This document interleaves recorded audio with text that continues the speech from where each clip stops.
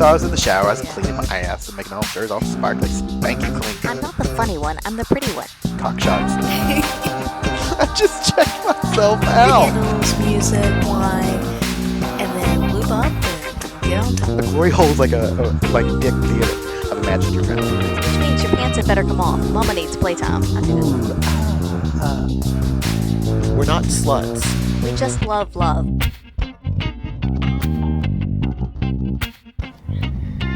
Hello, ladies and gentlemen. This is Mr. Adam, And this is Mrs. Adam.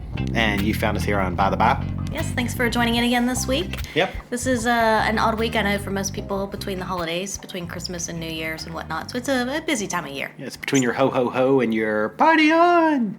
Exactly. Celebrate good times. Come on. Ow! Yes. And if you're still listening after that, Aw. no, I'm just kidding.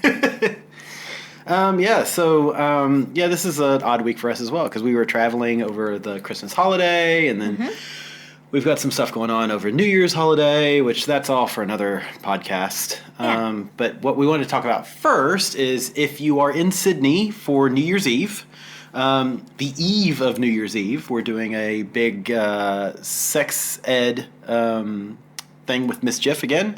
And for those of you who are calendarly challenged, that's Friday, December 30th. Yes, that would be me. I'm calendarly challenged. So that's Friday the 30th of December at our secret spot. We're doing an hour and a half this time, more than an hour, because we're doing a little bit of basic shibari work.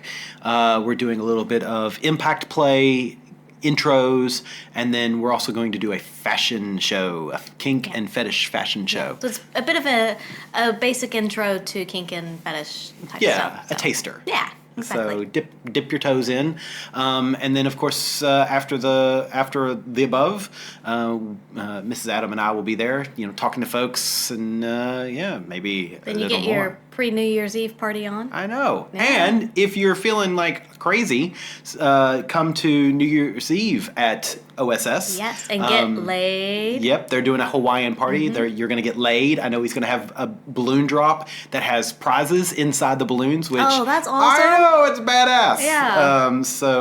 Yeah. There will be a link on our on this post for this podcast, so you can get a discount on those tickets if you purchase those tickets through us. Yep. So you will get a discount. So you'll get laid for cheaper. Even better. I love Who it. doesn't like that? I know. Definitely come and see us on the eve of New Year's Eve, and then come on New Year's Eve. And by that point, you'll be using New Year's Day to relax and That's what New Year's Day is for. Yeah. recover from all your coming. Yeah. You go to the beach, you relax, you recover. I know. Awesome. Yeah. So excited. Anyway. So what are we talking about tonight? We have another event coming up as well. We do. Holy shit balls. So excited. It's a busy time. Yes, you talk about that one. I'm going to drink. All right. So February 17th, it's another Friday night. We're going to host a pendulum party at our secret spot. It is going to be... We're calling it pendulum party because it's where you can kind of swing both ways, and it's going to be a bisexual friendly party, so both guys and girls. It's going to if you're, how is it you said it before, hetero flexible, hetero accepting, homo flexible, homo accepting, I can't remember all the Bisexual, terms. pansexual, Basically, anisexual. if you like to just play with people, Yep. or if you're just curious and you want to see what it looks like, or you just want to kind of dip your toe in and explore a little bit, we're gonna have, a glory hole or a couple glory holes. I'm not sure exactly what's going on there, but there's gonna be at least one glory hole set up, and there's going to be a lot of play acceptable between male, female. It's going to male, be one of female. those It's gonna be wonderfully whatever, safe, judgment-free zones. And I really look forward to this because I think it'll be a lot of fun. Yes, it's going to be amazing. yeah. So, Full of sexy people, so come out, join us. we will definitely be there. We know some of our friends are going to be there. Yep. So come out, talk to us, play with us. It'll be fun. Yeah. I'm really, really looking forward to this. Yep, and you can get tickets for that on OSS's website as well, Yes. www.oursecretspot.com.au. And I'm going to talk to the law this weekend about getting a link for us so that people can find it through us. Okay. So, yes. Yay! So excited. So a big couple months coming up. Yeah, we've got a lot It's going going to be on. badass. So we want to talk real quick. We've got a bit of a different episode later on in this episode, but we want to start with recently, a couple weeks ago, we were at the Red Heaven event for their Christmas, which was an Christmas in Wonderland. Alice in Wonderland, but it was Christmas in Wonderland. And so if you follow us on Twitter, if you follow us on Twitter, you'll have seen pictures of us. We went there. It was, I'm going to say amazing. It was a lot of fun. It was awesome. Yeah. It was not what I was expecting, to be honest. I didn't really know what to expect, and I was very pleasantly surprised. Very much so. Yeah. We had, we went with another couple, wonderful couple that we both like very much. They'd come into town to Wine and Fun Times? Yes, if you're on Twitter, follow them at Wine and Fun Times. Lovely couple. Intelligent, funny, sexy as hell. Yeah. Yeah. Crush-worthy. Definitely crush-worthy. So we met them for dinner, and we had one awesome dinner there near the Opera House. And then we went to the club. It was decorated up to look like Wonderland with the giant mushrooms and an awesome kind of wishing well in the center that boiled out smoke. There was a nice, huge dance floor. Good sized dance floor. A nice outside balcony, and we were very lucky in that it was a lovely evening with a little bit of light breeze and beautiful The temperature views. was perfect. It wasn't raining. Yeah. It was just, the weather was We were absolutely very perfect lucky. for the event. Yeah. Yeah. And then they have a huge indoor area where, the bar. a big Yeah. bar. Yeah. Awesome. I would highly recommend anybody who's interested in checking out the Red Heaven events. You can definitely find them on www.redheavenevents.com.au. I'm pretty sure it's .au. It might just be .com. But they're sponsored by Red Hot Pie. It was so much fun. It was fun. It was great to be able to get dressed up and, go to this party, meet a lot of like-minded people. And they had wristbands, different colored wristbands for, what was it, Let's Play? I'm curious. Yeah, I'm and curious. Just watching. And just watching, yeah. So there were 3 different levels of wristband colors, depending on what you were interested in. So it was easy to tell, if somebody else was interested in playing or if they were just kind of curious. What I thought was funny was we saw a few people that had just curious wristbands who were playing with people. Yeah. So, but that's part of curiosity. Yeah, it is. You know, It absolutely is. And so it was fun. Like I said, it was great to get dressed up and to be around like-minded people. Just want to go out and have a good time, and you don't have to filter yourself. You don't have to watch what you say. Ooh, is somebody going to mistake this or Right. whatever? Like Mr. Adams said, they had a big dance floor set up and a wonderful DJ, so great music playing all night long. The costumes were And that was- absolutely amazing. Yeah, it was so much fun to just look at everyone's costumes. And, you saw a few Cheshire Cats, you saw a few Mad Hatters. So for me, I went as a version of the Mad Hatter. Mrs. Adam went as... Something, I don't know. Well, we had airbrushed... I was in the theme of things. You were, 'cause I we wasn't had- a character. But We had airbrushed a tag on your chest that said "Drink me," and then we had airbrushed a tag on above your waist that said "Eat me," and you were quite popular amongst everybody, coming up and commenting on your paint job and on your negligee that you were wearing in between the paint jobs. And thanks to Mr. Adam on the paint job. I do what I do, and then a lovely long velvet red. Long It's a bolero. long bolero Yeah, jacket, yeah. It was a beautiful. Yeah, it's sexy as hell. But I was really impressed at the level of costuming, because you always get those. You always get these things, and let's say there are 100 people there, and typically 20% of those people won't dress up. But I'd say really, even the people who didn't put a lot of effort in still was put some effort in. Yeah, and if they weren't Alice in Wonderland themed, they were at least Christmas themed. They would Yes. have maybe a Christmas shirt on, or a something, or maybe a little hat, or Yeah. just something to at least show that I made a tiny bit of an effort before coming. I didn't just wander in off the street. Yeah, and it was nice, and yeah. it was the club was very well set up. They had an entrance and exit just for us. Yeah. So there was no way that you were going to get vanilla folks or random folks just wandering in. It was a ticketed event, so you couldn't even see in unless you had a ticket.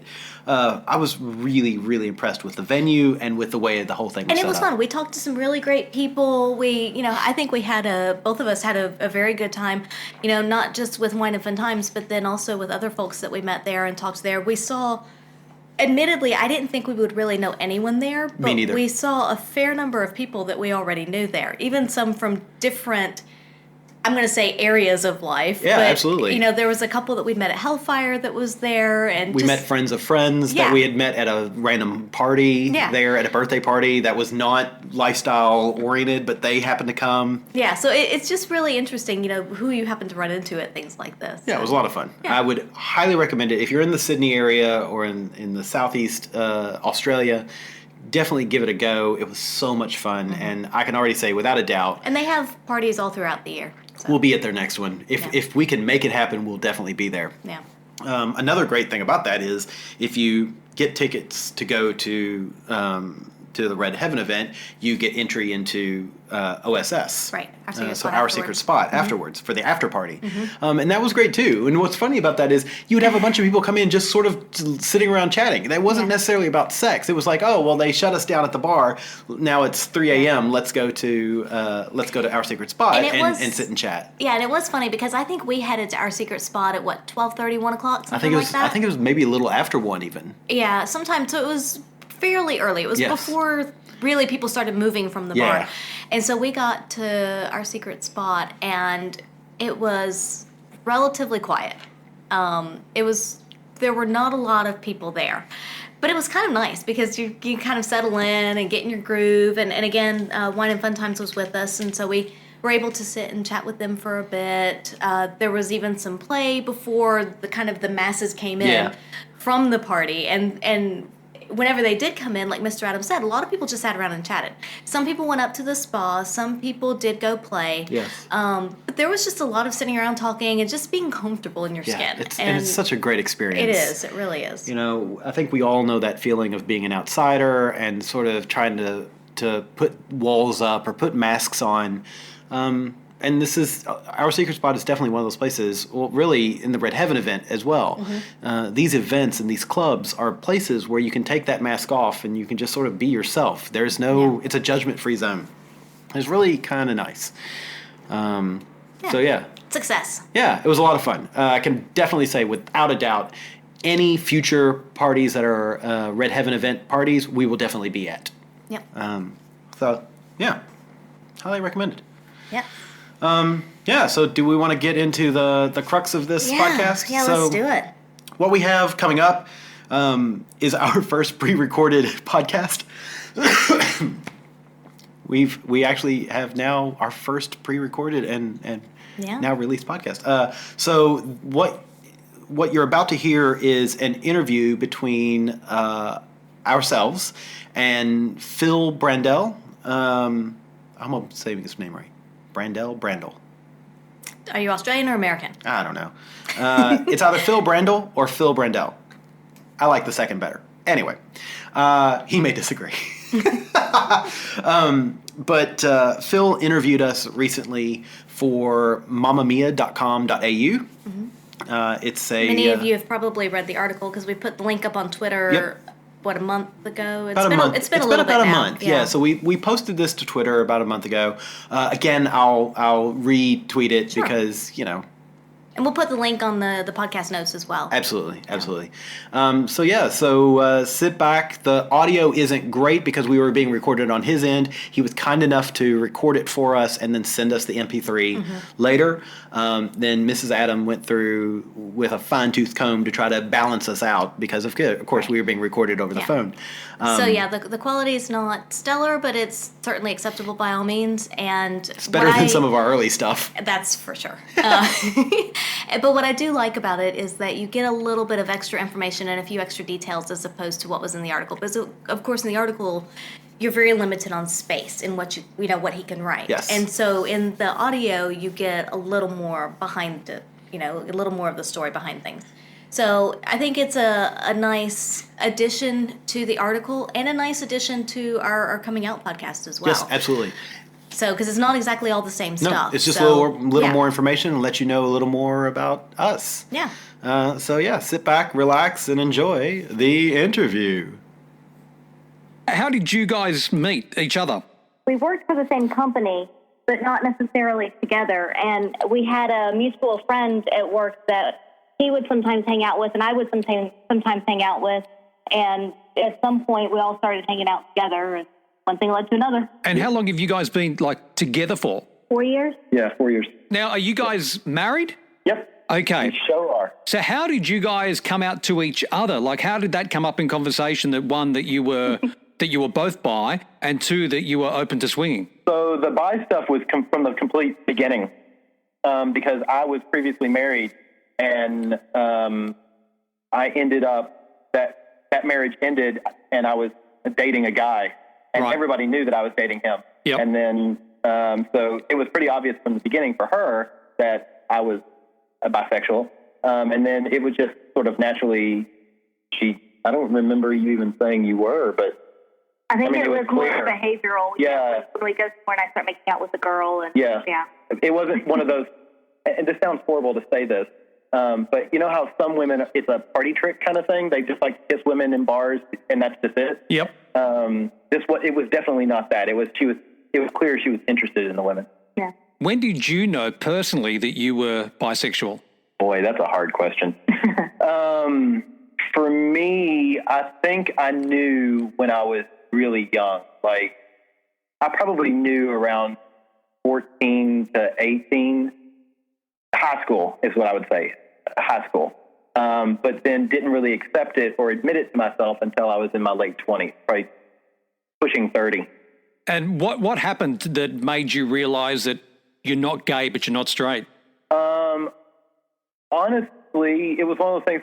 I think the first time I may have put the label bisexual on it was I was with a therapist, and she said, okay, you have two naked people in front of you, one male and one female.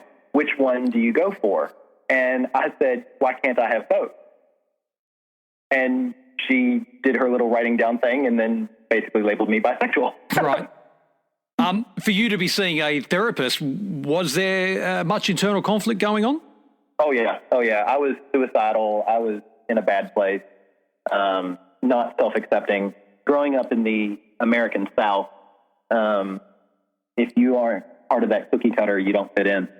And what about yourself, Angela? For me, I would say that I had inklings, I would say probably middle school to high school. But much like Bradford, I did not really accept it, and I would say acknowledge and accept it until early to mid-20s. And even at that, because there's that social norm of this is how you're supposed to be, I pushed it away and didn't really fully embrace my bisexuality until I was in probably early 30s, I would say. Just trying to fit yourself into that social norm. And at some point, it was like, it just isn't. I'd rather focus on myself and be happy regardless of what that is than try and put myself into a little box that everybody thinks I should be in. What about explaining yourselves to your parents or friends, especially in America? My parents, it was easy. My dad still doesn't really know. I never actually came out to him officially. I'm sure he knows. He knows, but doesn't want to tell but we don't talk about it. But my mom, I came out to my mom, and it's one of those great stories because my mom responded. I was at an airport. I was at Dulles Airport. My parents were in Kentucky, and I said, I'm cheating on my wife.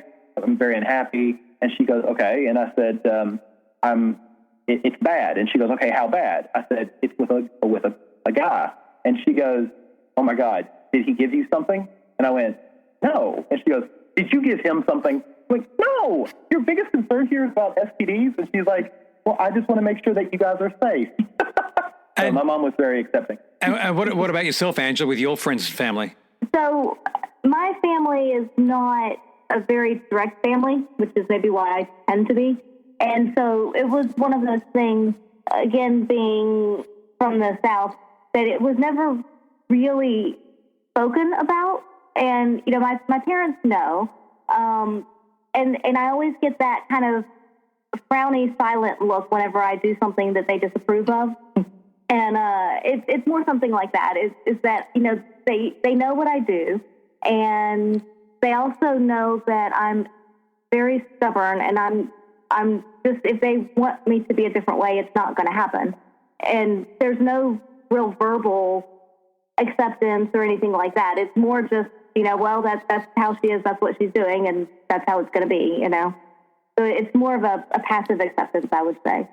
From what I know about the America South, very conservative and Bible Belt and stuff like that, have you guys lost friends or family since you've come out, or because of your lifestyle? So the friends that I lost, it's so funny. With Facebook now, what do you define as a friend? That's the big problem. There were people that treated me definitely differently, but not so much as to, you know, unfriend you on Facebook and blah, blah, blah, blah. But, you know, the one that really popped up in my head actually was a big issue was she's lesbian, and when I came out, she thought I was gay, and then when I started dating Angela, she treated me differently because of not accepting bisexuality as a thing. Does that happen often? Is that a common occurrence? Oh, that's extremely common. You know, when you look at, like, specifically funding for LGBTQI youth, most of that money is to everybody but the bisexuals. Yep. It's a completely overlooked group, I guess. Yeah, group. And it's really kind of a shame because most people say you either haven't decided, or you're greedy, or you'll decide, you'll figure it out, and things like that. They don't accept bisexuality as a real thing. And it's even worse for men. For women, it's, you know, gender and sexual fluidity is much more accepted. You can go to OSS and see that. Yep. If two women kiss at OSS, it's hot. But if two men kiss at OSS, that's frowned upon. Now, you were talking earlier before that you were in a marriage and you cheated on your wife with a man. Yep. Has that now led you into this open relationship with Angela? Was that something that you figured out you wanted because you didn't want to cheat? Yes, it's a lot of work to cheat. A lot of people don't really appreciate how much effort goes into keeping a secret safe. But with Angela and I, what was great about it was she and I, when we were in the beginning just hooking up, we would go out and both of us have dates. And then we would get together and decompress discuss, but debrief. We would debrief about our individual dates. And it was part of the fun was talking about those individual dates. What did you do? What did you think? And what did you like about that? Blah, blah, blah, blah, blah. And then I think the next natural progression to that was, well, I'd sort of like to see you do that stuff. And that's the way it kind of grew from there, was just being friends with benefits that could then talk about other sexual partners to being a more stable relationship that had other sexual partners. I find it a little bit strange that people frown upon open relationships, especially a bi-open relationship, but any sort of bi-open relationship or even the swinging lifestyle. But cheating is a lot more accepted. Do you find that? Yes. It's so funny. It's such a hypocritical view, isn't it? It's completely. Absolutely. And because at least with an open relationship, everybody's being, I'm going to say honest, but at least mostly honest. And you're not hiding anything from your partner. You're not trying to be deceitful. And I don't understand why cheating and being deceitful is so much more accepted than honesty. I think I understand it. And it's because most people don't understand what it is. We've had to explain our relationship so many people, so many times. True. And the long and short of it is, don't quote this, but there's a great line in Beauty and the Beast where the mob, when they're going after the castle, they said, we don't like what we don't understand. In fact, it scares us. And that's something that I've seen a lot. You know, people don't understand it, so their immediate reaction is, I'm afraid of it, so it must be wrong. Why do you think cheating then is so much more accepted? Because people can come to work and go, guy can say to his mates, I cheated on my girlfriend, or I'm going to go to Thailand and see a prostitute, or girls can have a night out with a stripper, or whatever it may be. But as soon as you would say to them, well, why don't you and your other half go to a swingers club and do that in front of each other, they go, no, that's just weird. So I think part of it may be separately versus together, because a lot of people, or at least some of our swinger friends that we talked to, when they first opened up their relationship, they started seeing other people separately because they didn't necessarily want to see their partner with someone else because of potential jealousy issues and whatnot. And so I think for a lot of people, it's easier, first of all, to see someone separately than to see someone with your partner in the same room. So I think that's part of it, at least. And regarding the cheating, you look at media. Cheating is a pretty integral part to our society. Most movies that deal with some kind of romance, romantic comedies, there's always that either accidental cheating or on purpose cheating. It's a great plot point. So it's something we all are familiar with and we all get and understand.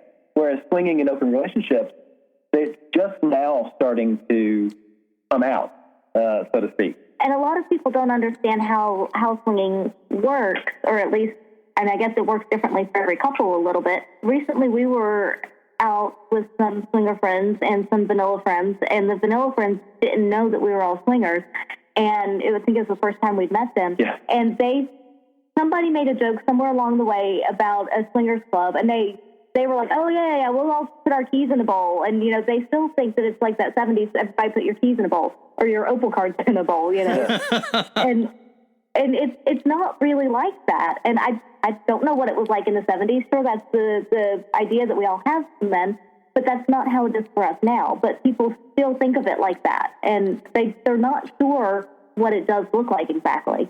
So again, it's more of just that unknown. So how do you guys keep your, whether it be jealousy issues or insecurities, in check in your relationship? Neither of us are very jealous people to begin with, but I would say communication. We talk about everything. Yeah, nothing is off limits. We talk about everything. No, when one of us goes out, most of the time we see people together, but occasionally we see people separately. And when one of us does go out and see someone separately, we come home and we talk about it. Our general rule is you can ask any question. If you have the balls to ask it, then I have the balls to answer it. And so we just, as long as you know what's going on, then that mystery is gone. There's nothing to be jealous of. Yeah, jealousy, I think my opinion is that jealousy often rises up because of your ignorance to something. So I'm jealous of what you might be doing because I don't know what you're doing. There's a great quote by Stephen King that says the most frightening thing is the knock at the door. And as soon as you open the door, nothing that can be described on the other side of the door is going to be more frightening than your imagination. Yeah. And I think jealousy is the same way. As soon as you let your partner go into another room with somebody, your mind starts to wonder, which is why I think it works for us. But we talk about everything. And there's also times where, we'll talk about what we've done on our dates and whatnot. And especially if it was with a play partner, that question always comes up is, well, what did you like, or what was really good about it? And if it's something that we don't necessarily do, then we may try it and incorporate and see, is it something that works for us? Or is it something that, maybe one of us isn't really interested in, so that's fine, you can do it with another partner. Is there any rules that you guys have, anything that is off limits that you're not allowed to do? Well, always sex with condoms. Yeah. Yep. Safe sex always. Yep. No? I can't think of anything. Not really. And it's one of those things. It's one of those. One rule that we do have that occasionally gets bent, but only if it's the two of us, is that we typically don't play with people the first time we meet them. Yep. We want to, because we like the people that we're playing with, and we want to have some kind of a relationship with them and know that they're good people and interesting in some way or another. We don't have to be best friends, but The one caveat to that is I like going to the gay saunas. Yes. And you don't typically know the people there. Right. So even that rule is, we don't have... It gets bent, but if we're... Yeah. But if we go out on an actual date separately, then we typically don't. No, yeah. It's usually only bent like at the sauna, or if we're out together and find somebody who's really, really super interesting. So, Bradford, how do you feel when you see Ange with another guy or a woman? I think most guys go, two girls together, like you said before, that's hot. But if you actually see a guy having intercourse with Angela, what sort of things are going through your mind? I actually think it's hotter to watch her with a guy than to watch her with a girl. Really? For me, yeah. And I don't know. There's that, it's funny, there's that pride of, not, I hate this possessive word, but knowing she's mine. She's coming home to me, home with me. I also know that she's beautiful and gorgeous, and she's extremely talented sexually. So if there is that pride of seeing her with somebody and like, I know what she's doing and I know what it feels like, and you're a lucky person to experience that because she doesn't do that for just anybody, kind of thing. There's that, yeah. I think, and then I find it extremely erotic and arousing. I like we've done a few times hot wifing, where I'll just sit and watch her play with somebody, and that is some of the best sort of. It's like porn theater. It's live action porn. Now, Angela, a lot of people are going to say, "Oh, okay, seeing your boyfriend or your husband with another woman, okay, that's one step. You can a male female threesome is quite common, but seeing your husband or your boyfriend with another man, that's another step again. Once again, what's going through your mind, or what are you feeling when you're seeing that? I think that it's incredibly sexy, for one thing, because when you look at it, they're just people, and the male form is incredibly sexy, and you have two of them in front of you to look at. From a visual perspective, I like to see that. I like to see the caring and the tenderness, when Bradford's with another guy, because when he's really into it, you can see that on his face and his actions and the way that he moves and the other person as well. And I like to see that interaction between the two. I find it incredibly hot to watch him with another guy. And again, like he said with watching me, but I know that he's very talented orally. And so, the second that he engages with a guy, I don't know exactly because I don't have male parts, but I know generally what they're thinking, what they're feeling, and even watching them kiss, there's just something very sensual about that. And it doesn't matter to me whether it's with a guy or with a girl. I do like to see the tenderness that he shows to a guy, because most of the time you think of a guy being kind of strong, and you don't think of a guy being very tender. And so it's kind of a different twist and a different side that I find incredibly sexy. Do you have a preference of what you'd like to watch Bradford involved in, a guy or a girl? No. I probably see him more with guys than girls. You think so? It depends. I think it's... Not lately. Yeah, it comes and goes. It swings depending on who our... it's depending on who our partners at the time are. But yeah, lately, I guess there haven't been as many guys. At one point, there were more. Yeah. Take me back to the beginning of your relationship. How did this first start? I'm assuming it started with baby steps and it wasn't just bang, it was on and you were swapping and... No, it was pretty much bang, we were swapping. Oh, really? So I had my first threesome was with a couple. It was a male-female couple. And I really got along with them, and I really liked them both. And that was right at the time when Angela and I first started hooking up. And then I mentioned to her what it was like, and she was like, "Oh my God, that sounds amazing." And so it's funny because I think most of our rules are kind of based around their rules that they had. Yep. Because they were sort of our mentors, I guess. But we went on a date with them, the four of us, and then the next time we went over to their place, and it was immediately full swap. Yeah. In the same room, full swap. We are kind of the people that jump in with both feet, Once we decide to do something, you just set your mind to it and you just do it. On Twitter, I think I saw on your Twitter feed, I'm not quite sure who wrote this, but it was only in the last, 24 hours, someone wrote that they've broken up and had their heart broken. Feeling a bit heartbroken, yes, that was me. The guy that I'd been seeing for 6 months, a while, decided that this kind of relationship was too much. He didn't want to play second fiddle, which I appreciate completely. But Angela is my primary partner, and I'm always going to treat her that way. So that means I can't be last second. I can't be spontaneous. Overnights are a little harder. So yeah, and he decided that it was better if we just stay friends. Angela, how do you feel when you hear that Bradford, who's even though you're primary and who you're in love with, has had his heart broken by a third party?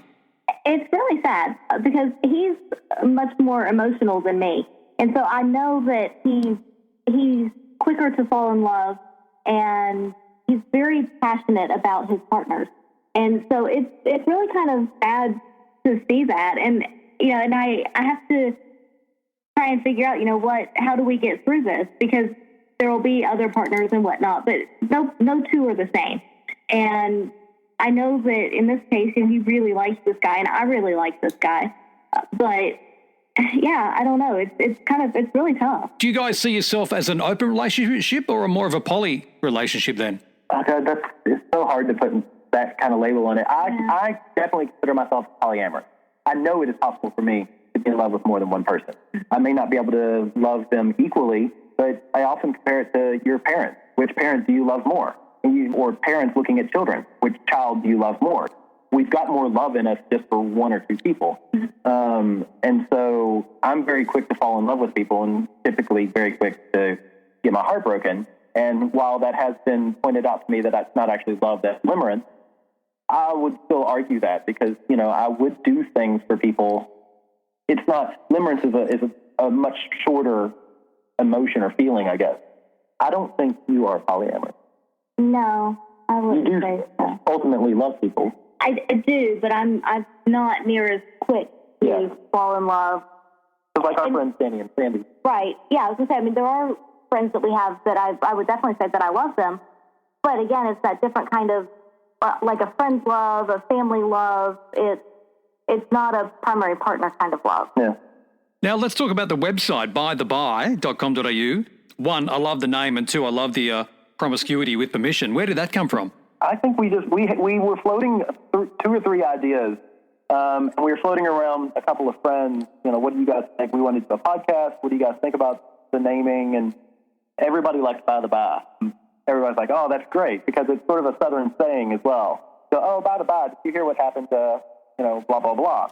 And so it worked for that. And then the promiscuity with permission was a friend of ours. He was one of our male partners for a long time. Now he's in a monogamous relationship. Still, we talk to him all the time. But he came up with the promiscuity with permission, and he also designed the logo for us. And why did you set up the website? What was the main driver behind the website and the podcast? So the main thing for us is that we want people to be a lot more accepting of the bisexuality, and swinging is as well. It seems as though people are becoming a little more accepting of the swinging. There's a lot of different podcasts about swinging out there. There's not very much that addresses the bisexuality side. And so we wanted to have a forum in which to get that out a little bit and to try and make it a little more accepted and just make people aware that there's a different way of thinking out there. It's not always black or white. Sometimes there's a bit of gray in there. When I was trying to come out or come to terms with who I was, there was precious little information out there for a young bisexual male. And since our first, foray into the podcasting world, we were on Swinging Down Under's podcast. And just from that, we got an email from somebody who was in a very similar situation that I had found myself in about 5 years before. And so we talked about it, and we're like, let's start a podcast. And in the beginning, it was, we wanted to hide our faces, we wanted to hide our name. But now we're at that point where, for me, and I know Angela as well, it feels a bit disingenuous to be promoting open sexuality and open relationships and this kind of open understanding, but yet hide ourselves.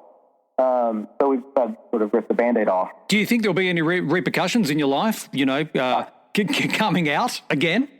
I know, right? Well, third time's a charm. Possibly, and I'm sure there are going to be things that are going to be affected that we can't predict. But we've tried to look at it from a very, I'm going to say scientific, a very close scrutinous eye. I'm sure there's going to be negative repercussions that we can't see. But I honestly think the positive repercussions are going to outweigh the negative.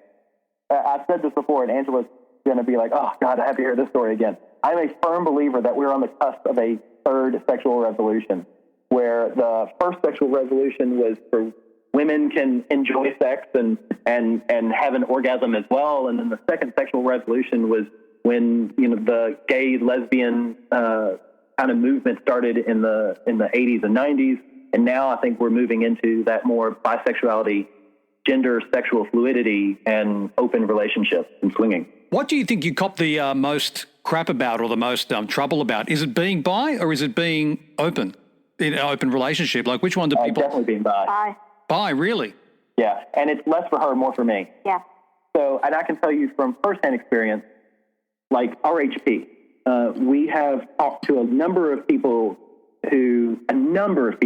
where the guys start out as bisexual, then they change their username or their user profile to be bi-curious, and then they decide to put it as experimental. And it's not until they put it as experimental do they start getting contacted by people, because for some reason, people believe that bisexual men are some sort of sexual predators, which I think is both hilarious and a little adorable.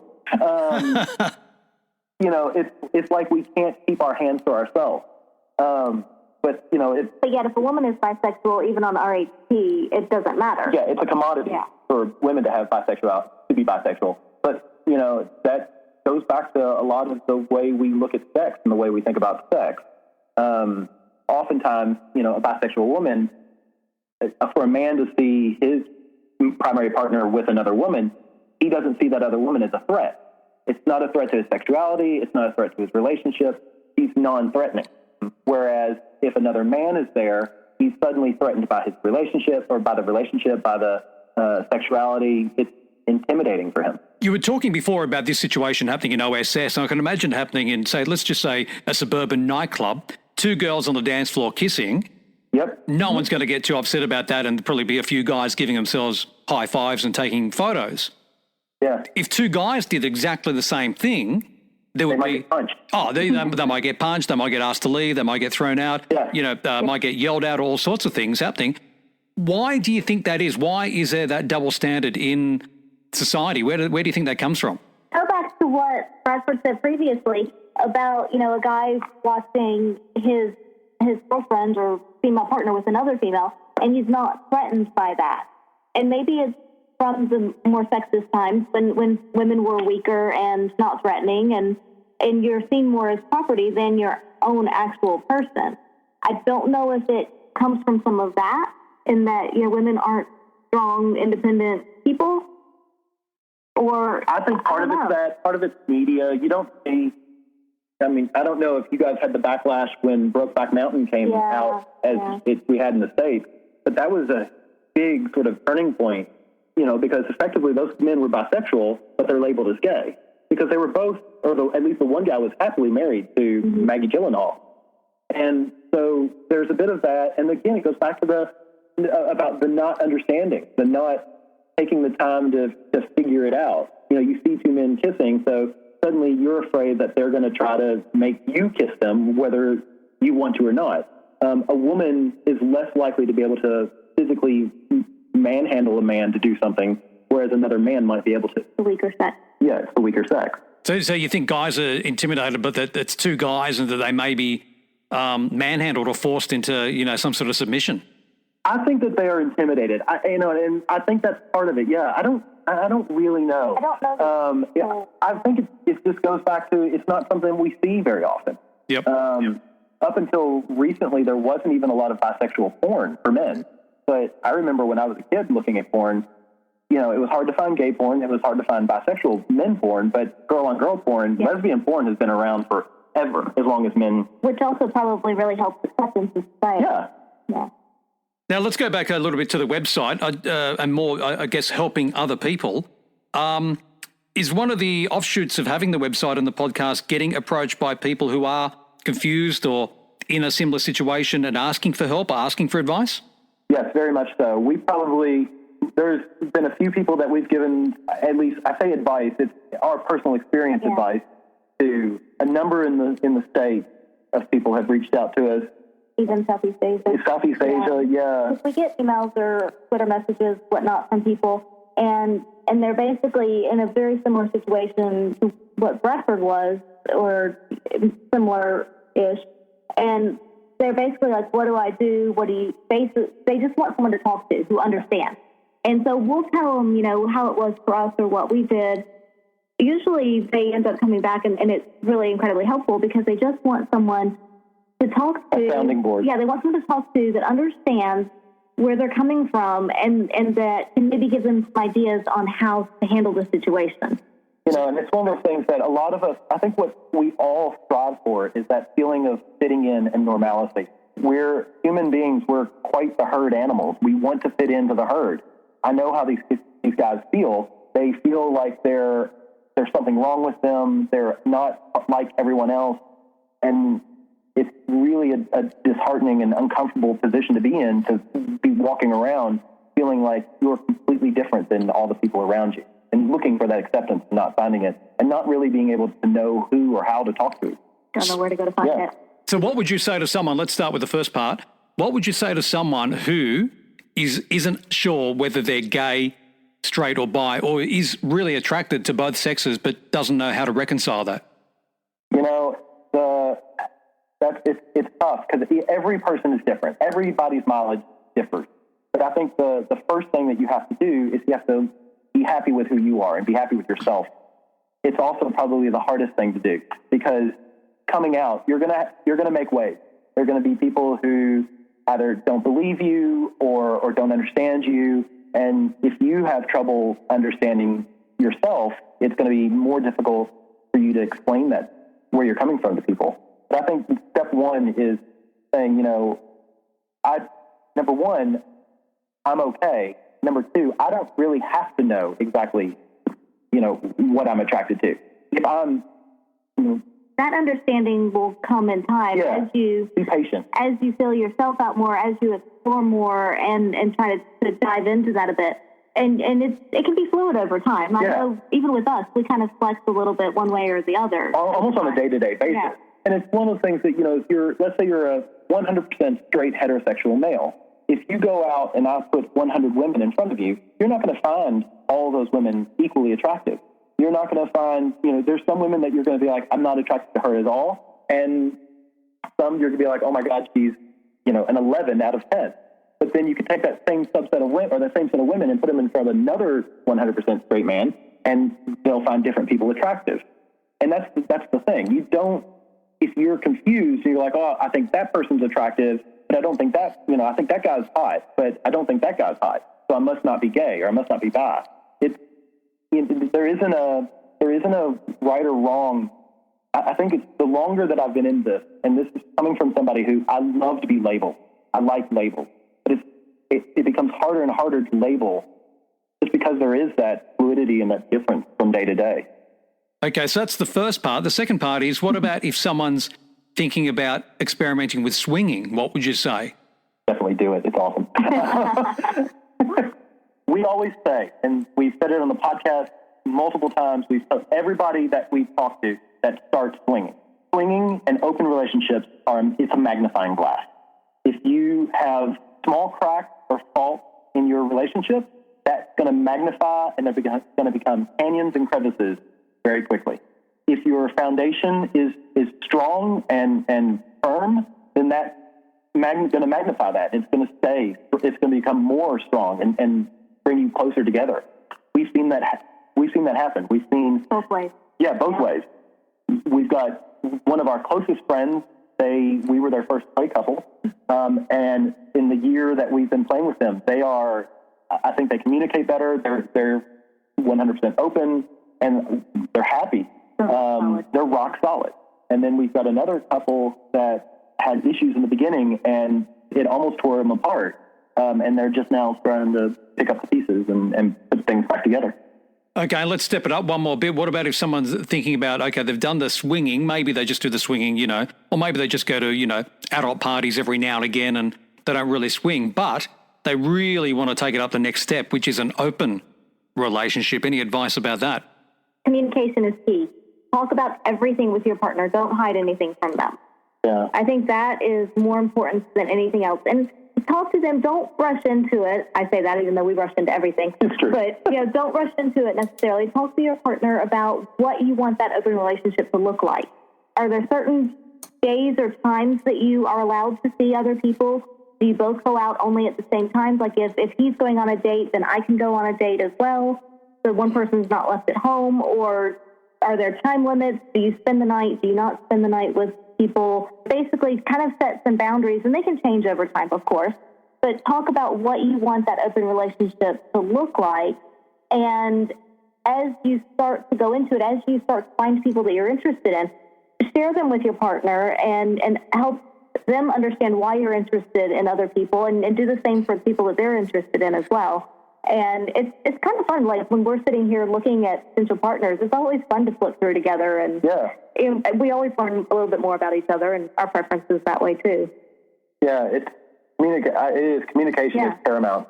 But I think that is true of all relationships. And I think one of the biggest problems that we have as couples is we don't talk to each other. We assume, if I've been married to somebody for 10 years, I assume I know what their answer is going to be to every question because we've been together for 10 plus years. And that's not always the case. Do your partner a favor and don't answer the questions for them before they even get the opportunity to hear the question. What do you say to people who say, look, you're just getting your cake and eat it? What's wrong with that? It's delicious. That's the answer I was expecting. We're not on some sort of bloody diet. I understand where people are coming from when they say that. But again, it goes back to they assume they know what they think they know, and they're wrong. It's not for everybody. This is not for everybody. Just like motorcycles aren't for everybody. It's one of those things that it works for us, and we are lucky in that it works for us. And we're not saying that we'll always be open, but at some point, maybe down the line, we become 100% monogamous. But that seems statistically unlikely. See that happening. Now, before we go, do you guys have any sort of embarrassing stories or funny stories that maybe when you I don't know, as you hooked up as a couple or as a single or, some sort of dating story? How long do you have? well, I guess the funnier or more embarrassing, the better. We've got some odd dating stories. I had a lady that I met off of Tinder that came to a bar, ordered sparkling water, and brought 2 peaches. Yeah. That was an odd That's a date. weird date. We had a date where we were asked if we liked to party. Yeah. And me being as vanilla in that aspect, I went, no, we tend to like to go to the clubs more, like OSS. And she goes, no, I mean cocaine. I was like, oh, no. Because I'm completely out of the whole drug loop. Yeah. But We've had some interesting dates, but I'm trying to think of anything embarrassing. Like embarrassing. Yeah. Most of our stuff is kind of quirky, funny. Yeah. And they're mostly long stories because I don't do anything terse. So the website is bytheby.com.au. So it's bythebi.com.au. If people do have questions for you regarding their own sexuality, your sexuality, or anything that we've discussed, what's the best way to get in contact with you? You can hit us on Twitter at bytheby.podcast. Yep. Or email us at atoms, ATOMS of love, LOVE, @gmail.com. Yeah, and then the podcast can be found on iTunes, Stitcher, TuneIn, anywhere podcasts are sold. Okay, so that was our interview with Phil Brandel. Phil Brandel? Damn it. One of these days, he's going to shake his fist at me. But anyway, we would really like to thank Phil for writing the article, for taking the time and the interest into talking to us and seeing us as valuable enough to get our story out there. We would also like to thank mamamia.com.au for printing the article and then hosting it on their website. That was actually a lot of fun. It was fun. I really enjoyed it. It was it was good conversation. Yeah, it's great conversation. It's different to be interviewed. That's an odd thing. I don't know. I got we'll say a little nervous, but you get some butterflies. I got a little butterflies, a little something. Mm-hmm. So thanks a lot for listening once again. As always, please email us your questions, comments, and rude remarks to theatomsoflove@gmail.com. You can follow us on Twitter at By the By Podcast. And you can find us on our website, www.bytheby.com.au. And if you like what you hear, please go on iTunes or Stitcher or wherever you found us and leave us a review. Yes, that would be awesome. Fantastic. We'd really appreciate that. And it doesn't have to be anything in depth or whatnot. Just, just let us know. Just, 5 stars, and that's it. You don't have to say anything. But we would really appreciate it. Thanks for listening to us, guys. Bye.